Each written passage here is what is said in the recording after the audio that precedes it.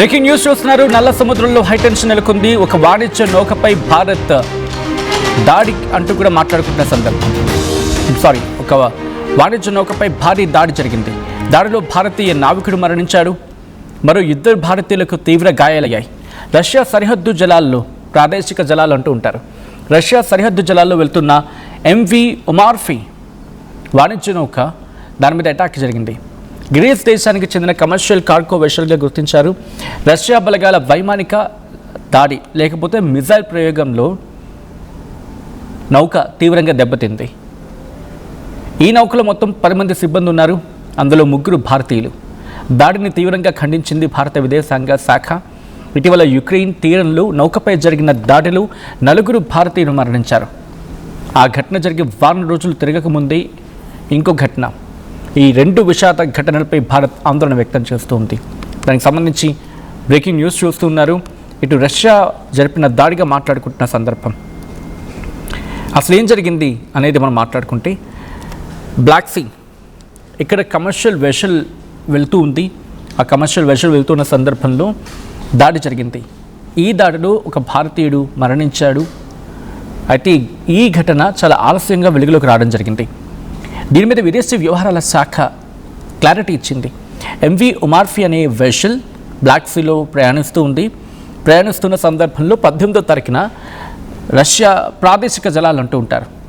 అంటే అక్కడ రష్యాకి సంబంధించి, అంటే ఆ ప్రాదేశిక జలాలు అంటే అక్కడ ఆ ప్రదేశానికి సంబంధించిన వాటర్వే లేకపోతే సముద్ర మార్గం, అక్కడ దాడి జరిగింది. అక్కడ ప్రయాణిస్తుండగా దాడి జరిగింది. ఆ టైంలో నౌకలో 3 భారతీయులు ఉన్నారు. దాంట్లో ఒకరు మరణించారు. యుక్రెయిన్ తీరంలో ఈ నెల 19న ఒక కమర్షియల్ వెషల్ ట్రావెల్ చేస్తూ ఉన్న సందర్భంలో అప్పుడు రష్యా అటాక్ చేసింది. ఆ రష్యా చేసిన అటాక్లో 4 భారతీయులతో కలిపి మొత్తం 10 మంది ఉన్నారు. ఆ కమర్షియల్ వెషల్లో 10 మంది ప్రాణాలు కోల్పోయిన సంగతి మనకు గుర్తుంది. అయితే ఆ నౌకలో ఆయుధాలు ఉండడం కారణంగానే తాము దాడి చేయాల్సి వచ్చిందని చెప్పి రష్యా కూడా ప్రకటించుకొచ్చింది. సో ఈ టైంలో మనకు అనిపిస్తుంది, ఎందుకు బ్లాక్ సీ ఎందుకు అంత కీలకం? దట్టు రష్యాకి భారత్కున్న సంబంధాలు గతంలో చాలాసార్లు మాట్లాడుకున్నాం మనం. కానీ ఎందుకు బ్లాక్ సీ అంత కీలకం? ఎందుకంటే ఈరోజు ఈ దాడి గురించి మాట్లాడుకుంటున్నాం. రష్యా సరిహద్దు జలాల్లో వెళ్తున్న ఎంవి ఉమార్ఫీ ఆ కమర్షియల్ వెషల్ అటాక్ గురైన సందర్భం. ఎందుకు బ్లాక్ సీ అంత కీలకం అంటే, మనకి గోధుమలు కావచ్చు, ఆహార ధాన్యాలు కావచ్చు, వాణిజ్యం జరిగేది అటువైపు నుంచే. యుక్రెయిన్, రష్యా ప్రపంచంలో అతిపెద్ద గోధుమ ఎగుమతిదారుల్లో ఒకరిగా ఉన్నారు వాళ్ళిద్దరూ కూడా. అయితే ఈ ఎగుమతులు చాలా భాగం నల్ల సముద్రం నుంచి జరుగుతూ ఉంటుంది. ఈ మార్గంలోకి ఏమైనా జరిగితే ప్రపంచ ఆహార ధరలు ఒక్కసారిగా పెరిగిపోతాయి. భారతదేశం పెద్దగా గోధుమలను దిగుమతి చేసుకోకపోయినప్పటికీ అంతర్జాతీయ ధరలు భారత మార్కెట్పై ప్రభావం పరోక్షంగా చూపిస్తాయి అన్నమాట. అండ్ భారత్కి ఎలా అంటే, రష్యా కావచ్చు, వాటి నుంచి మనం ఎరువులు కావచ్చు, ఎరువుల తయారీకి అవసరమైన ఆ ముడి పదార్థాలను పెద్ద మొత్తంలో మనం దిగుమతి చేసుకుంటాం. వీటిలో కొంత సరుకు బ్లాక్ సీ ద్వారానే వస్తూ ఉంటుంది. ఒకవేళ వార్ లాంటి సిచ్యువేషన్స్ ఏర్పడినా, లేకపోతే ఇటువంటి ఇంటరప్షన్స్, లేకపోతే ఇటువంటి ఇబ్బందికర వాతావరణం జరిగినా, ఎరువుల సరఫరా లేట్ అయిందనుకోండి, మన అగ్రికల్చర్, మన వ్యవసాయం మీద ప్రభావం ఉంటుంది.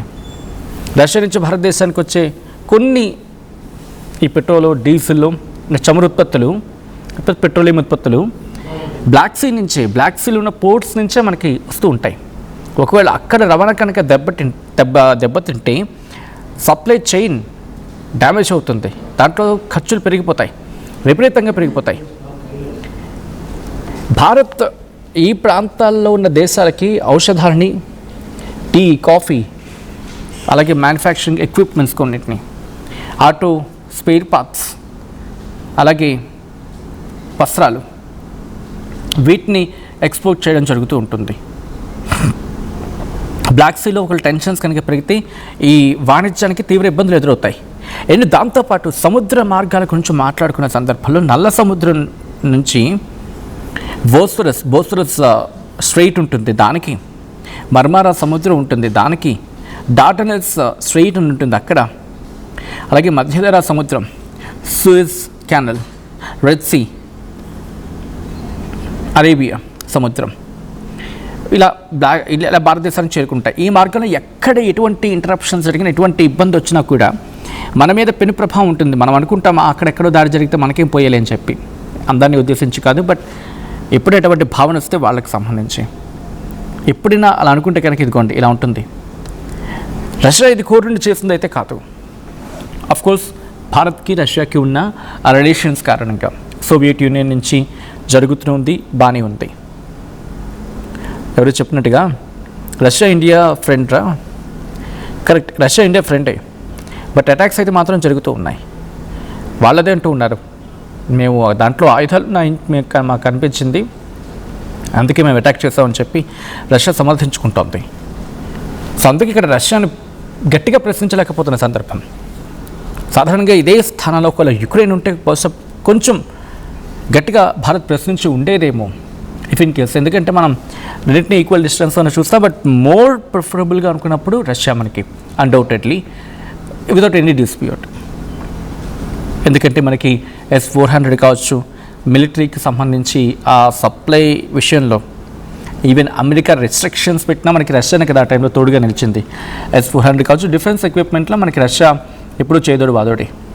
దాంతోపాటు పెట్రోలియం ఉత్పత్తులో లేకపోతే ఈ ఆయిల్ విషయంలో ప్రపంచం అంతా కూడా రష్యా నుంచి ఆయిల్ దిగుమతి చేసుకోవడానికి ససేమిరా అనుకున్నప్పుడు, శాంక్షన్స్తో ఉక్కిరిబిక్కిరి చేస్తున్నప్పుడు భారత్ ఒక్కటే అమెరికాను ఎదిరించి తెగించి రష్యా నుంచి మా దేశ భవిష్యత్తు మాకు ముఖ్యం, మా దేశ యువత మాకు ముఖ్యం, అండ్ మా దేశానికి సంబంధించి సంక్షేమం మాకు ముఖ్యం, అది తప్ప మాకు మీరే కొనడం కాదు అని చెప్పి అన్న సందర్భంలో తెగించి రష్యా నుంచి ఆయిల్ని కొనడం స్టార్ట్ చేస్తుంది. ఇంకా అక్కడి నుంచి అమెరికా కన్ను భారత్ మీద ఎప్పటికీ ఉంది. వీళ్ళు మన మాట వినట్లేదని చెప్పి ఆ గుర్రు అయితే ఉంది. ఇన్ఫ్యాక్ట్ వెస్ట్రన్ కంట్రీస్ దాదాపుగా అన్నిటికీ ఇలాగే ఉంటుంది. ఏదో మనతో సఖ్యతగా చాలా ఫ్రెండ్లీగా మాట్లాడుతున్నట్టు కనిపిస్తారు, కానీ వెనకాల గోతులు తవ్వడానికి సిద్ధంగా ఉంటారన్నలో ఎటువంటి అతిశయోక్తి లేదు. టైం దొరికితే ఓ గొయ్యి తీసేస్తారు, గొయ్యిలో భారత్ను పడేసే ప్రయత్నం చేస్తూ ఉంటారు. ఎందుకంటే రష్యాతో ఈక్వేషన్స్ వీళ్ళకి నచ్చదు, బికాస్ వాళ్ళే ఎప్పుడూ ప్రపంచంలో నెంబర్ 1గా ఉండాలనుకునే ఆకాంక్ష పడుతుంది. But coming back to the subject here it again. అయితే ఒకవేళ బ్లాక్ సీ కావచ్చు, రెడ్ సీ కావచ్చు, Strait of Hormuz, Strait of Malacca, దాంతోపాటు Middle East, Mediterranean Sea, Arabian Sea, Bosphorus Strait, Marmara Sea, Dardanelle Strait, ఒకవేళ ఈ నల్ల సముద్రం నుంచి ఓడలు వచ్చే మార్గం అనమాట. మీరు ఒకవేళ పాసిబుల్గా మ్యాప్ కనుక ఇఫ్ యూ హ్యావ్ మ్యాప్ ఒక్కసారి చూసే ప్రయత్నం చేయండి, అక్కడ పోర్ట్స్ బాగా కనెక్ట్ చేస్తుంది.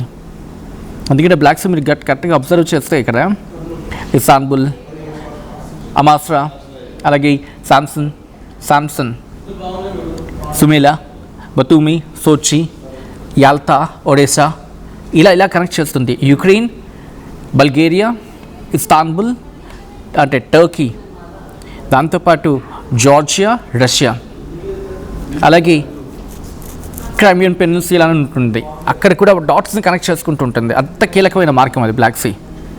సో అక్కడ పోర్ట్స్ మీరు చూస్తే ఏదో మళ్ళీ నార్మల్గానే అనిపిస్తుంది, గట్టిగా అబ్జర్వ్ చేస్తే మళ్ళీ చాలా నార్మల్గా అనిపిస్తుంది. బట్ బ్లాక్ సీ నుంచి మనకి చేరాలంటే ఉన్న ఒకటే ఒక మార్గం. ఇస్తాన్బుల్ దగ్గర ఒక అంటే రూట్ ఒకటి ఉంటుంది బ్లాక్ సీ నుంచి, సో అలాగే చేరుకుంటాయి అన్నమాట. ఒకవేళ అదే జరిగితే ఇప్పుడు ఇబ్బందిగా మారే అవకాశం ఉంటుంది. యాజ్ ఆఫ్ నౌ భారత్ రష్యాతో మాట్లాడుతూ ఉంది, ఈ అటాక్ పట్ల అసంతృప్తి వ్యక్తం చేస్తుంది. సో రష్యా ఎలా స్పందించబోతూ ఉంది, రష్యా ఏం సమాధానం ఇస్తుంది అనేది మాత్రం ఆసక్తికరంగా మారింది. ఈ కథను మిమ్మల్ని కాస్త కలవరపరచవచ్చు, దీనికి సంబంధించి తగిన జాగ్రత్తలు తీసుకోవాలని ఆర్టీవీ సూచించడం జరుగుతోంది. This is a disturbing content, వీరి డిస్క్రిప్షన్ ఇస్ హైలీ అడ్వైస్డ్. ఒక్కసారి ఆ దృశ్యాలు చూద్దాం.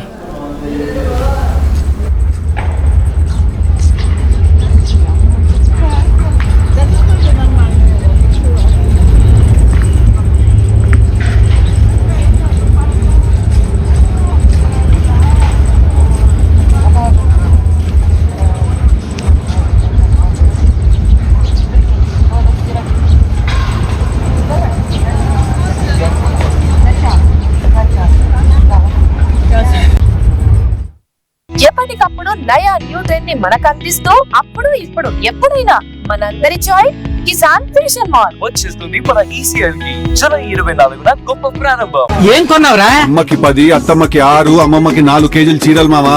అబ్బో ఇక్కడ కేజీ చీరలు కొంటే అర కేజీ చీరలు ఫ్రీ అంట. చుడిదారు, మెన్స్ వేర్, కిడ్స్ వేర్ 1+1, 2+1 మస్తు ఆఫర్లు ఉన్నాయి. మరి ఇంకా మాంగళ్య ఆషాఢం కేజీ సేల్ అంటే తెలుసు కదా. మాంగళ్య షాపింగ్ మాల్ కేజీల్లో సేల్, టన్నుల్లో ఆనందం. అందరికీ నమస్కారం. నేను మీ అనసూయ భరద్వాజ్. ఆషాఢ మాసం సందర్భంగా మన కాసన్ ఫ్యాషన్స్ ఏపీ అండ్ తెలంగాణలోని 24 స్టోర్స్ లో సరికొత్త ఆఫర్స్ తో మీ ముందుకు వస్తుంది. అంతేకాదంలో ఈ ఆషాఢ మాసంలో మన ప్రత్యేకత కిలో చీరలు కొనండి, అర కిలో చీరలు ఉచితంగా పొందండి.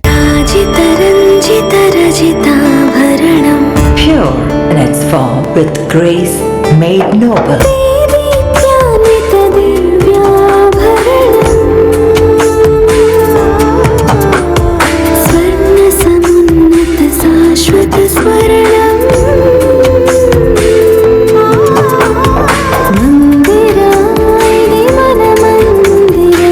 Mandira Premium Silver Jewelry by Manipali.